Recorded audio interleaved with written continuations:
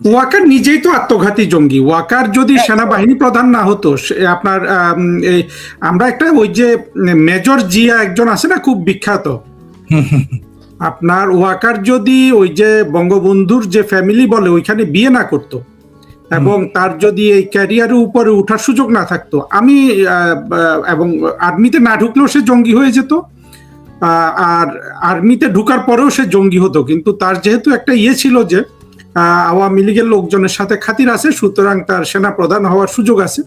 কিন্তু শেষ বয়সে এসে দেখেন বেইমানিটা করলো কিন্তু শেখ হাসিনার সাথে, এবং শেখ হাসিনার সাথে বেইমানি করার পর থেকে কিন্তু ওয়াকারকে কেউ চাকরের বেশি একটুখানি ভালো চোখে কেউ দেখে নাই কিন্তু, এবং সে ট্রিটমেন্টও তাকে দেয় নাই। সবাই এই জঙ্গিগুলা থেকে শুরু করে বেগম খালেদা জিয়া, তারেক রহমানের সরকার, এখন কিন্তু সে একটা মোটামুটি আপনার চাকর হয়ে আছে।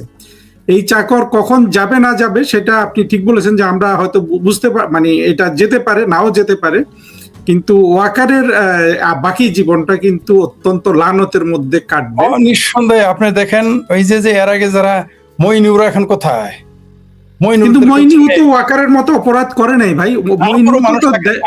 মানুষ তাদের ভুলে গিয়েছে, তারপরও মানুষ তারা দেশে আসতে সাহস পায় না, প্রকাশ্যে করতে। মইনুর তারাই যদি না পারে, তাহলে তো আকাম কুকাম, সন্ত্রাস, মব ভায়োলেন্স, এই দেশের মুক্তিযুদ্ধের স্মারক ভেঙেছে, বঙ্গবন্ধুর বাড়ি ভাঙিয়েছে, এই দেশের আপনার যত মুক্তিযুদ্ধের যত স্মৃতিচিহ্ন সব ধ্বংস করেছে সে। বাংলাদেশের জনগণ তাকে সার্ভে, দেশের অর্থনীতি ধ্বংস করেছে, হাজার হাজার লোক মেরে ফেলেছে। তো এক্ষেত্রে জনগণ সার্ভে, আপনি ঠিকই বলেছেন, হবিগঞ্জে মায়ের খাইতেছে, এটা ঠিক। ইত্তেফাকে একটা নিউজ এসেছে, সার্ভিস মলম বলতেছে আমার ভাইকে মারতেছে, বাঁচান বাঁচান, হবিগঞ্জে সে সার্জিস মলমের আকুতি। ইত্তেফাকে এরকম একটা নিউজ এসেছে, এটা সত্য। দৌড়াদৌড়ি নাকি এই জঙ্গিগুলা ফরিদ ভাই, এই যে ওরা যে গোপালগঞ্জে গেল গত বছর, এবং সেখানে আপনার ওয়াকার যে খুন করলো, এই খুনটা কিন্তু ওয়াকার আর জঙ্গিগুলো একসাথে করেছে। এইটাই কিন্তু আমরা দেখব ভবিষ্যতে। এই আপনার ওই যখন ওয়াকার এদেরকে বাঁচাচ্ছিল, নৌবাহিনীর কি কি মানে সামরিক জানে ওরা পালাচ্ছিল, তো এরা কত নিষ্ঠুর। এখন মার খেয়ে আবার রাস্তা ওরা ফেসবুকে পোস্ট দেয় যে আমাদেরকে মারছে। একটা জিনিস কি, এদের কিন্তু আপনার মানে ওরা আসলে এই ধরনের অপরাধ রাষ্ট্রের সাথে করে গেলে কিভাবে আপনার সময় মতো পালাতে হয় সেই সেন্সটাও কিন্তু ওদের নষ্ট হয়ে গেছে, আপনার সময় মতো টাকা পয়সা আপনার হাতে চলে আসাতে। একজন লিখছিলেন যে আমির খসরু মাহমুদ চৌধুরীর ডিগ্রি টিগ্রি কি আছে, আমরা তো জানতাম যে কিছু আছে, কিছুদিন আগে আবার পেপারে বের হয়েছে উনি নাকি শুধুই বিএ পাস। তবে উনি একজন বড় ব্যবসায়ী, ব্যবসা বাণিজ্যের ওইখানে ওনার অভিজ্ঞতা আছে, কিন্তু মন্ত্রী হিসাবে তো এখন পর্যন্ত উনি কোনো সাফল্য দেখিয়েছেন এটা আমার মনে হয় নাই। ফরিদ ভাই কি বলবেন? এখন ব্যবসায়ী হিসেবে ব্যক্তি জীবনে হয়তো সে সফল, কারণ সরকারি দলে ছিল, ক্ষমতায় ছিল, মন্ত্রী ছিল, বড় বড় দলের, সেই হিসেবে হয়তো সুবিধা। ব্যবসায়ী, বাংলাদেশের ব্যবসায়ীদের আমি গবেষণা করে দেখেছি, সবগুলোই রাষ্ট্রীয় সহযোগিতা ছাড়া, এমনকি শিল্পপতিরাও হাতে গোনা 2-4 জন ছাড়া সবগুলোই রাষ্ট্রের এবং জনগণের টাকা লুটপাট করে আর বাইপাস অতিরিক্ত সুযোগ সুবিধা পেয়ে ধনী। সুতরাং তার সনদ কি আছে জানি না, কিন্তু যেহেতু আলোচনা একটা গুজব উঠেছে, গুজবের গজব, তো যা কিছু রটে তা কিছু না কিছু তো বটে। তো তিনি ব্যবসায়ী হিসেবে যেটুকু সফলতা পেয়েছেন রাষ্ট্রীয় সুযোগ সুবিধা, রাষ্ট্রের ছত্রছায়া। শুধু উনি না, বললামই তো, হাতে গোনা কয়েকজন ছাড়া বাংলাদেশের সকল ব্যবসায়ী রাষ্ট্রের সম্পদ চুরি করেছে, মানুষকে ঠকিয়েছে, রাষ্ট্রকে ঠকিয়েছে, ব্যাংককে ঠকিয়েছে, শ্রমিককে ঠকিয়েছে, শোষণ করছে, সেইভাবে ধনিয়েছে। সুতরাং ভাই আমির খসরু মাহমুদ চৌধুরী রাষ্ট্রীয় জীবনে তিনি কি করেছেন সেটাও আমরা দেখেছি, কিন্তু ব্যবসায়িক জীবনে তিনি সফলতা যেটুকু পেয়েছেন তার ব্যক্তিগত যোগ্যতায় বলে আমি মনে করি না।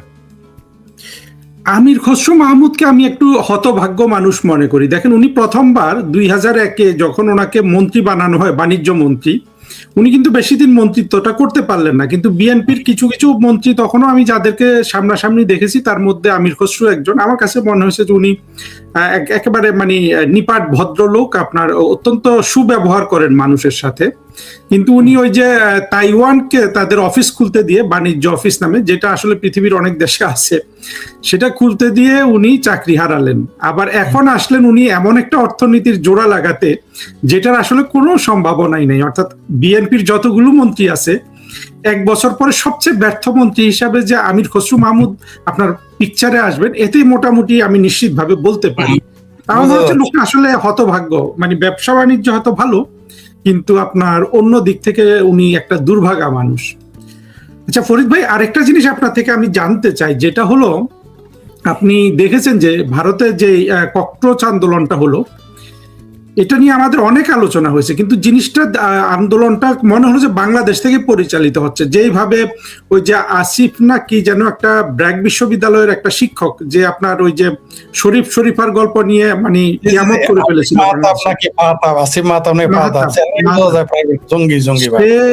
লাইভ করছিল, অনেকে লাইভ করছিল।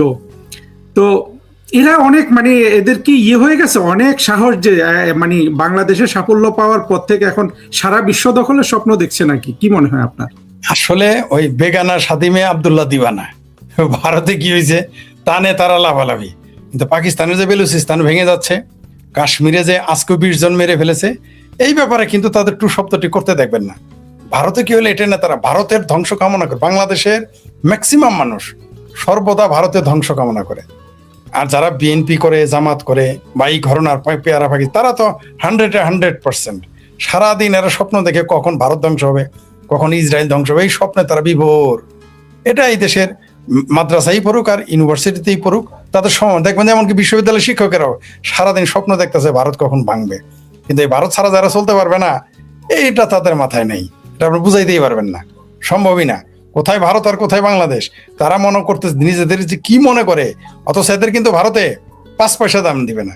ওই যে কলকাতার একজন সিদ্দিকুল্লাহ চৌধুরী নাকি কে জন্য দেখলাম, একজন এমএলএ বললো যে পশ্চিমবঙ্গে মুসলমান নির্যাতন হয়, ওইটা আমরা বাংলাদেশ থেকে জানি, আমরা কলকাতা থেকে জানি না। বলছে আপনারা এগুলো বলবেন না, বললে আমরা আরো বিপদে পড়ি। এই ধরনের ভিডিও আমরা দেখেছি, এই তো কিছুদিন আগে, মাসখানিক আগে এরকম ভিডিও আমরা দেখেছি। তো আমাদের বাংলাদেশের মানুষ সারাদিন স্বপ্ন দেখে এইভাবে, কারণ এদের মনে যে বেদনা, 47-এর চেতনা, 71-এ পাকিস্তান ভাঙার বেদনা, এগুলো তারা বলতে পারে না, তাই ওই দুধের স্বাদ ঘোলে মিটাইতে চায়। ধরে নেন নরেন্দ্র মোদী সরকার পতন ঘটলো, আসবে কে? নিশ্চয়ই কংগ্রেস সরকার। তো কংগ্রেস সরকার আইলে যে শেখ হাসিনারই ভালো হবে, আওয়ামী লীগের ভালো হবে, বেটার হবে শেখ হাসিনার জন্য। হ্যাঁ, বেটার হবে কিনা জানি না, কিন্তু আমি মনে করি যে অনেকেই মনে করে বেটার হবে, অনেকেই মনে করে বেটার হবে। কিন্তু আপনার যেই ধরনের পারিবারিক হৃদ্যতা, ওটা তো একেবারে ব্যক্তিগত সম্পর্ক। নরেন্দ্র মোদী সাহেবের সাথে শেখ হাসিনার সম্পর্কটা হলো রাজনৈতিক। আর কংগ্রেসের যারা প্রধান, রাহুল গান্ধী, প্রিয়াঙ্কা গান্ধী, আমরা তো দেখেছি ওনাদের হৃদ্যতাটা কতটা আন্তরিক। সুতরাং আর ভারত তো আপনার তাদের যে ফরেন পলিসি, সেটা তো আপনার কোন দল ক্ষমতা এটার উপর খুব একটা নির্ভর করে না। এরা যারা এটা মনে করতেছে, ওই যে মনে আছে তো বিজেপি যখন 14 সালে ক্ষমতায় আসলো, বাংলাদেশের জাতীয়তাবাদী দলের বিএনপির পল্টনে মিষ্টি বিতরণ করেছিল। আপনার তো মনে থাকার কথা যে তারা খুব খুশি হয়ে গেছিল যে বিজেপি ক্ষমতায় আসছে। তখন তারা কংগ্রেসকে ফেলে দেওয়ার জন্য দোয়া করেছিল, বিজেপি ক্ষমতায় এসেছে, মিষ্টি বিতরণ করেছে, তারপরে তারা বুঝেছে যে হাউ মেনি পেডিতে হাউ মেনি রাইস। তেমনি যদি আবার এখানে কংগ্রেস সরকার আসে, এরা জানে না যে কি পরিণতি হবে, এরা জানে না তখন আরো আওয়ামী লীগের জন্য আরো ভালো হবে কিনা জানি না, তো খারাপ তো আর হবে না, এর চেয়ে তার খারাপ হবে। নরেন্দ্র মোদী ভারতের প্রধানমন্ত্রী যখন জননেত্রী শেখ হাসিনাকে সেখানে অতিথি হিসেবে গ্রহণ করেন, সর্বদলীয় সম্মতি নিয়েছেন। এই বাংলাদেশের বাঙ্গু, এদের কি ধারণা আছে যে ভারতের পররাষ্ট্র নীতি কি? শেখ হাসিনাকে কি বাংলাদেশে ভারত পাঠিয়ে দিবে? এত সস্তা এটা হয়? এটা করবে কোনোদিন?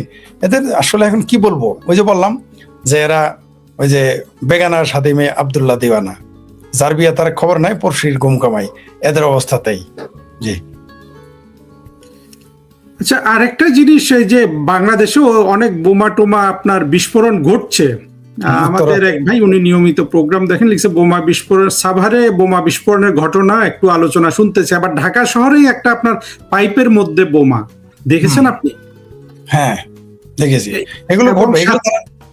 এগুলো রিহার্সেল করতেছে এরা, রিহার্সেল মানে উত্তরায় 2টা, সাভারে আবার পাইপ বোমা, তারপরে যে আপনার ওই যে রথযাত্রার দিন একটা বোমা, এইভাবে তারা এগুলো রিহার্সেল করতেছে। একটা সময় তারা এগুলো ঘটানো শুরু করবে, কারণ যেহেতু সবকিছুতেই পাকিস্তান আফগানিস্তান হচ্ছে, তো এইখানেও তো তারা এই পরিবেশ হবেই, এটাই স্বাভাবিক। বাংলাদেশ এগুলো রিহার্সেল করা শুরু করবে।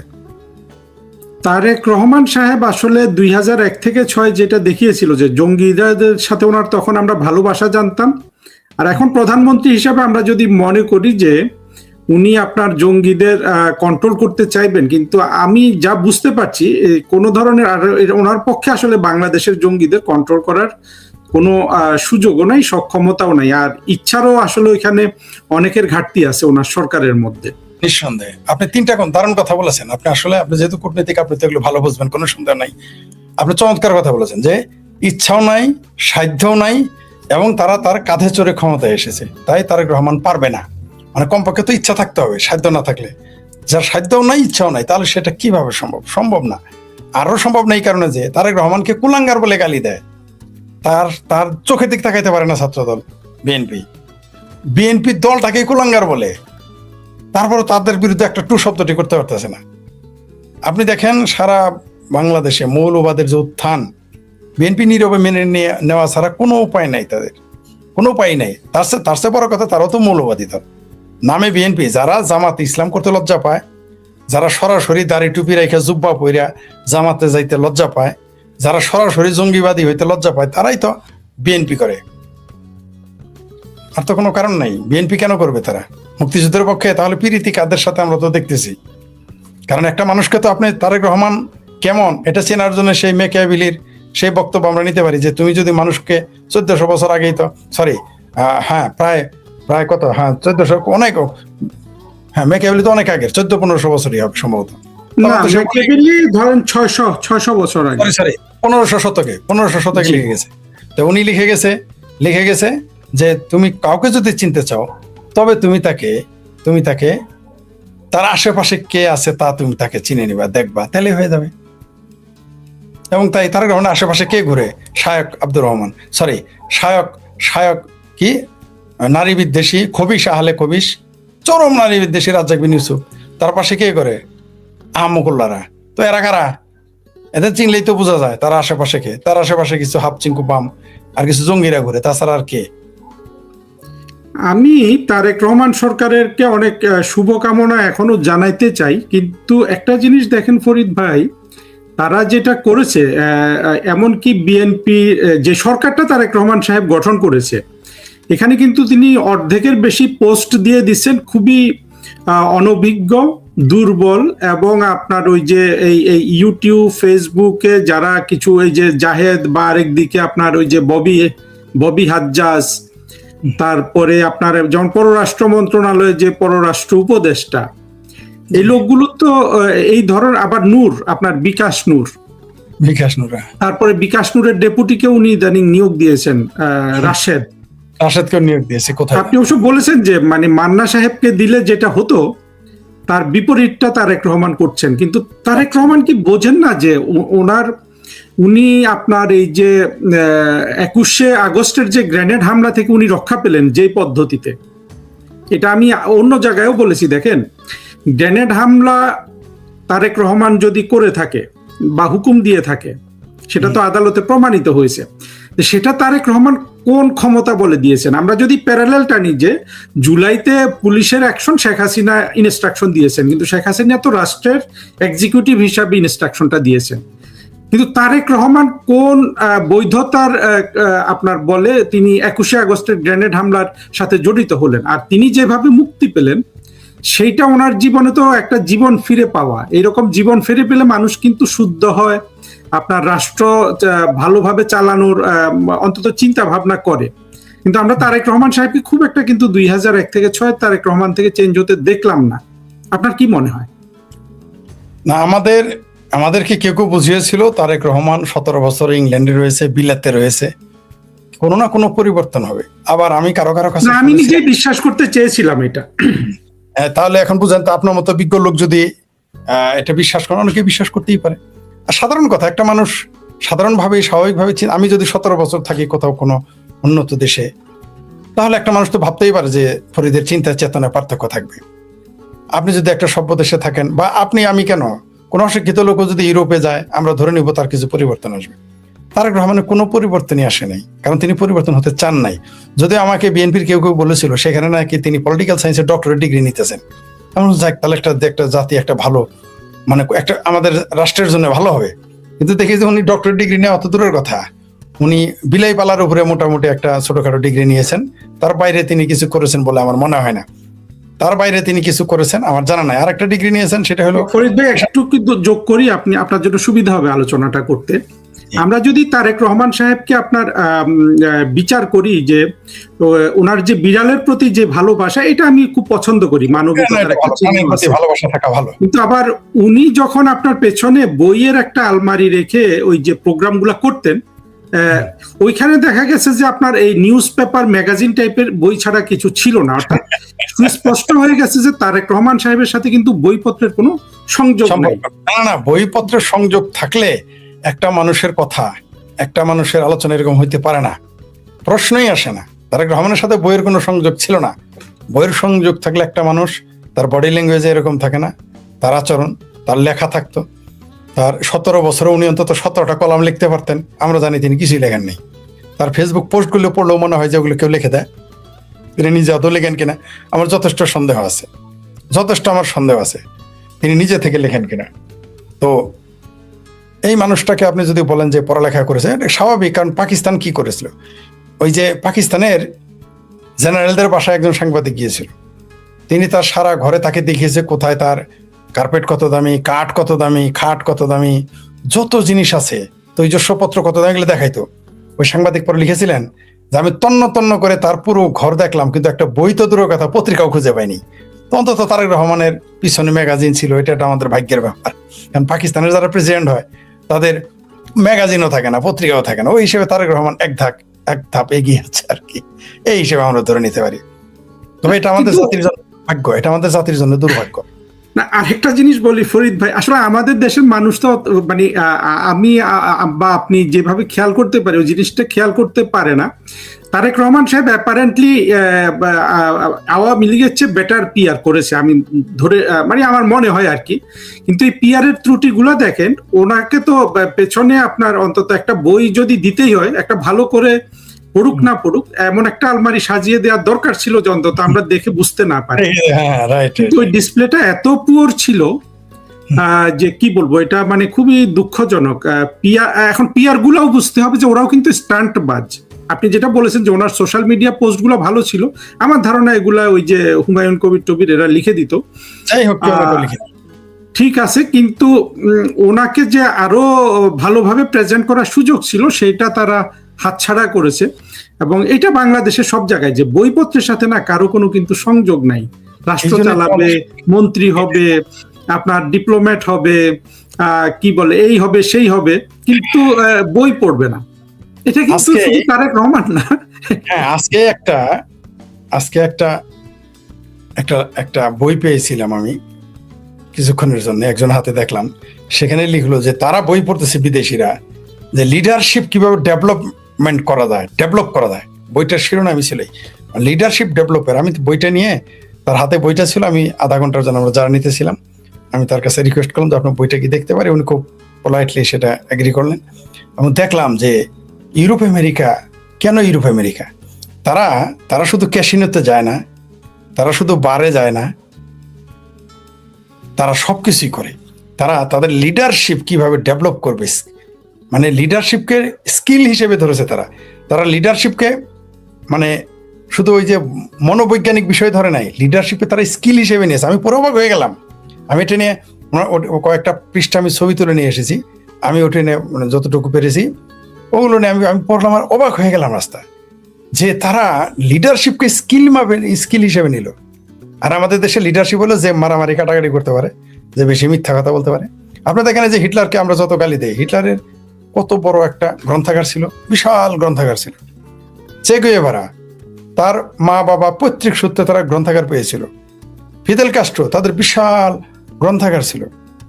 প্রত্যেকে যত লিডার দেখবেন গ্রন্থাগার ছিল, লিখতো। তারেক রহমানের 17 বছরের জীবন অন্তত একটা বই তো তার লেখা দরকার ছিল, মিনিমাম একটা বই তো লেখা দরকার। আমাদের তো এই যে আমরা 2 বছর অন্তত 4টা বইয়ের পাণ্ডুলিপি তৈরি করে ফেলেছি, তার তো অন্তত একটা বই লেখা দরকার ছিল।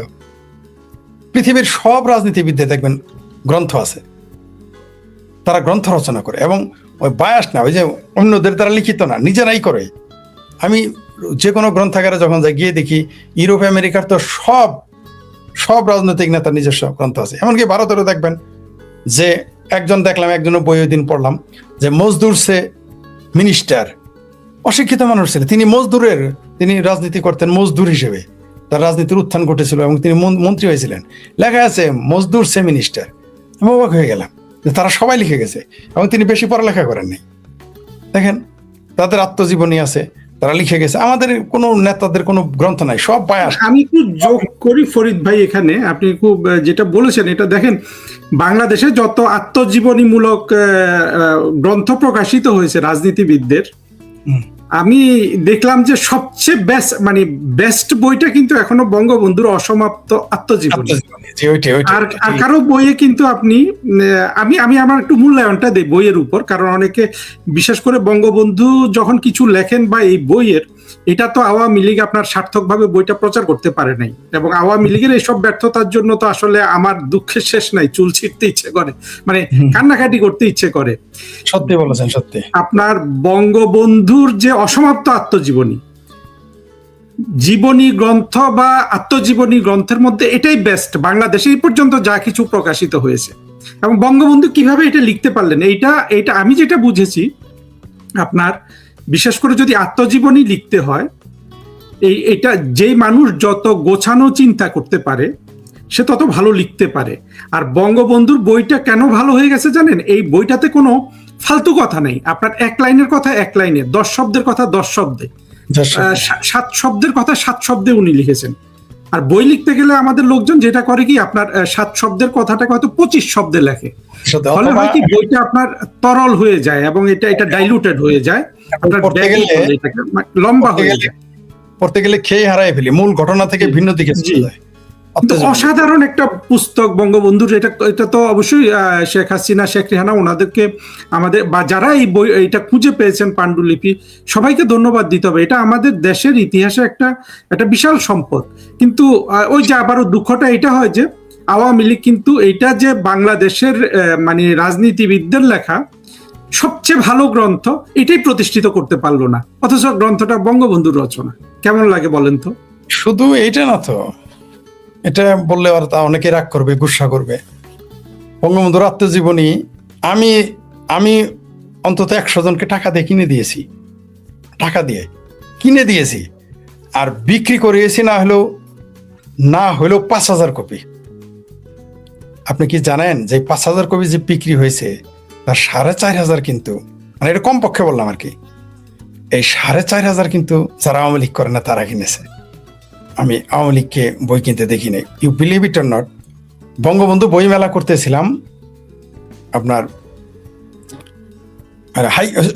হাইকোর্টের ভিতরে, আমরা পারমিশন নিয়ে ওইখানে বই মেলা করতেছিলাম। ওই দিন আমি যুবরাজারকে যেন ছিল আমাদের সাথে। আপনি জানেন আমাদের কাছ থেকে বই জোর করে নিয়ে যেতেছে আওয়ামী লীগের লোকজন, বলে একজন এসে বলে সে আওয়ামী লীগের নেত্রী, তারা দিতে হবে। তাও আবার দেখেন, সে আইনের লোক, সে জোর করে নিয়ে যেতেছে, কারণ ওর ভিতরে তার কাস্টমার তোর বাইরে থেকে আসে না, সব আইনজীবী না। আমি বলি টাকা দেন না কেন? কিসের টাকা? মানে এই হলো তাদের মেন্টাল প্রিপারেশন। এটা আমি ফেসবুকে তখনই লিখেছিলাম। কিন্তু আমি অবাক হয়ে লক্ষ্য করেছি, এমনকি বঙ্গবন্ধুর কঠোর সমালোচক যারা, তারাও এই বই কিনে নিয়ে গেছে। আমরা চেহারা দেখে বুঝতাম যে এই লোকটা বঙ্গবন্ধুর সমালোচক বা আওয়ামী লীগের সমালোচক। কিন্তু আমরা দেখেছি বঙ্গবন্ধুর বইটা যদি তারা ঠিক মতো এটা মার্কেটিং বলতে আমি বিক্রির কথা বলি নাই, মানে মানুষের কাছে পৌঁছে দিতে পারতো, তাহলে আমার মনে হয় বঙ্গবন্ধুর ভাষণের পরেই যেটা সবচেয়ে গুরুত্বপূর্ণ সেটা ছিল তার বই। আমি মনে করি এই আত্মজীবনীটা আমি তো কয়েকবার পড়েছি। আপনি যেটা বললেন যে আমি আসলে অবাক হয়ে গেছি, লেখক হিসেবে বঙ্গবন্ধু এত চমৎকার ছিল এটা আমাদের ধারণাই ছিল না, আমার না অনেকের। আমার কাছে কি মনে হয় যেন একটা শব্দ যোগ করে, আমার মনে হয় যে দেশ সৃষ্টি করাও বঙ্গবন্ধুর দায়িত্ব, একটা বই লেখারও বঙ্গবন্ধুর দায়িত্ব। মানে এই দেশে আর কিছু কেউ করতে পারে করার কোনো ইচ্ছা নাই, সব এমনকি দেশের জন্য আবার জীবন দিব, ওটা তার দায়িত্ব, এটাও তার দায়িত্ব। মানে দেশ সৃষ্টি করতে হবে, 14-15 বছর জীবনের 3 ভাগের 1 ভাগ জেল খাটতে হবে, পরিবার পরিজন নিয়ে শহীদ হইতে হবে, রক্ত দিতে হবে, বই লিখতে হবে, ভাষণও দিতে হবে, সব তার করতে হবে। আর কারো কোনো দায়িত্ব নাই। আর অন্যদের দায়িত্ব হলো বঙ্গবন্ধুর সমালোচনা করা, গালি দেওয়া, এটাই তাদের দায়িত্ব। এবং বঙ্গবন্ধুর প্রতি অবিচার করা, বিশেষ করে আওয়ামী লীগের লোকজনকে বলবো যে না, এটা সত্য তো। বঙ্গবন্ধুর সম্পর্কে ভাষণ দিতে গেলে প্রকৃতপক্ষে তারা যখন দেখি বঙ্গবন্ধু নিয়ে ভাষণ দেয়, 2 মিনিট পরেই কিন্তু আর 3 মিনিট পরে আর বঙ্গবন্ধু থাকে না, তখন শুধু কি যে বলে নিজেই জানে না। আমি তাদের ভাষণ শুনেছি। তো আমরা বঙ্গবন্ধু নিয়ে বলতে গেলে 1 ঘন্টা কথা বলবো, যে এর মধ্যে মানে 1 ঘন্টার মধ্যে দ্বিতীয়বার বঙ্গবন্ধু বলতে হবে না, বঙ্গবন্ধু সম্পর্কে বলতে থাকবো।